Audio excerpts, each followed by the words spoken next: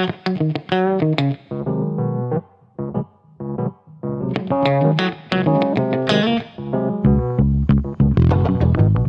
Welcome back to गुल की उड़ान। कैसे हैं आप लोग? आई होप अच्छे होंगे। तो आज के इस वीडियो में आपका स्वागत है। आपको पता है कि सीटेट की प्रिपरेशन मैंने फिर से स्टार्ट कर दी है। तो आज मैं ये व्लॉग उन फीमेल औरतों के लिए लाई हूँ जो घर बार देखते हुए और अपने बच्चों को संभालते हुए अपनी पढ़ाई जारी रखती हैं।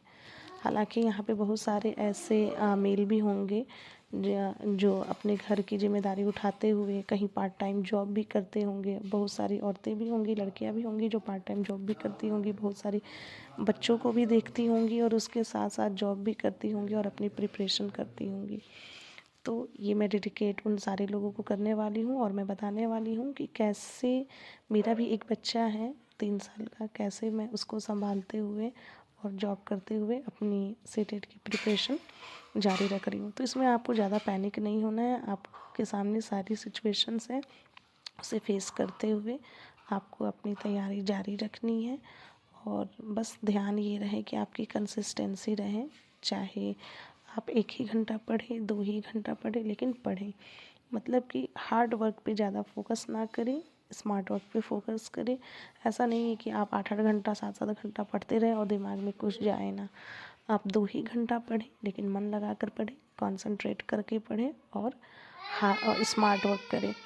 यहाँ पे मैं आपको बता रही हूँ कि मैं सीटेट की एनसीईआरटी बुक प्रीफर करूँगी आपको, सॉरी साइंस की एनसीईआरटी बुक सीटेट के लिए, जो कि काफ़ी इम्पॉर्टेंट है। और आपको पता है कि अगर आप क्लास 6 to 8 की प्रिपरेशन कर रहे हैं तो कम से कम आप पहले 6 to 8 की साइंस की जितने भी टॉपिक हैं वो आप पढ़ लें।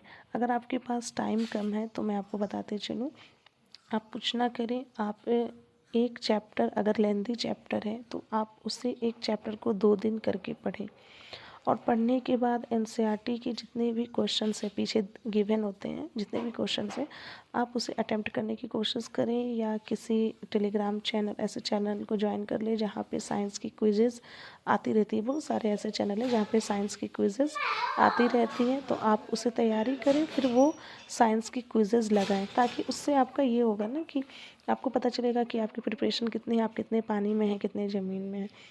क्योंकि जब हम क्विज़ेज़ वगैरह करते हैं तो हमारी गलतियाँ, कितनी गलती हो रही है, कितने क्वेश्चन सही हो रहे हैं, तो गलतियों से फिर हमें समझ में आता है कि इस टॉपिक की तैयारी हमें करनी है। तो पहले आप अपना टारगेट बनाएं कि साइंस की बुक 6 वाली बुक कितने दिनों में कंप्लीट करना है और नहीं। हालांकि अभी नोटिफिकेशन वगैरह नहीं आई है, क्योंकि अभी तो सीटेट आंसर की या रिज़ल्ट भी नहीं आया है। रिज़ल्ट के बाद ही कुछ पता चलेगा, लेकिन अभी से आप तैयारी कर दें। अभी आपके पास इनफ टाइम है। आप ज़्यादा करके ना पढ़ें, एक दिन में एक चैप्टर का टारगेट ना बनाकर 2 दिन में आप एक चैप्टर का टारगेट बनाएं और इस तरह से आप अपनी प्रिपरेशन करें। कम पढ़ें लेकिन ज़रूर पढ़ें, कंसिस्टेंसी के साथ पढ़ें, फोकस करके पढ़ें।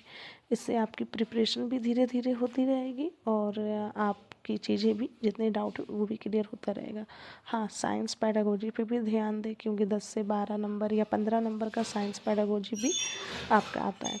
आपको पता है कि मैं अभी सिर्फ साइंस और इंग्लिश की ही मैं तैयारी कर रही हूँ और साथ में हिंदी की। मैथ्स की और इंग्लिश पेडागोजी वगैरह की अभी मैं प्रिपरेशन नहीं कर रही हूँ। हिंदी ग्रामर पे मैं ध्यान दे रही हूँ। तो इंग्लिश के लिए मैं अपने जो बुक को फॉलो कर रही हूँ। अभी आप मेरे बच्चे की आवाज़ भी सुन सकते हैं मतलब कि मैं पढ़ाई भी करती हूँ या आप ये वीडियो बना के मैं वॉइस ओवर भी करती हूँ, तो भाई परेशान तो करता है। आपके भी बच्चे होंगे, जब आप पढ़ने चलते होंगे तो आपकी किताबें वगैरह लेने लगते होंगे। जब भी मैं किताब लेकर बैठती हूँ तो मेरी किताबों से वो खेलने लगता है। लेकिन खैर, आपको अपने बच्चे को इग्नोर नहीं करना है। फर्स्ट प्रायोरिटी आपका बच्चा होना चाहिए, उसके बाद ही कुछ होना चाहिए। क्योंकि आप ये जो तैयारी कर रहे हैं, किसके लिए कर रहे हैं भाई? खुद के लिए थोड़ी कर रहे हैं। अगर आप मैरिड हैं, शादीशुदा हैं, आपके बच्चे हैं या नहीं भी हैं, तो आगे भी तैयारी तो भाई, शादी होगी, बच्चे होंगे, मतलब एक अपना एक फ्यूचर सिक्योर करने के लिए ही तो कर रहे हैं ना। तो बच्चा अगर आपका है तो फर्स्ट प्रायोरिटी वही होना चाहिए। देन उसको देखते हुए आपको अपनी प्रिपरेशन करनी है।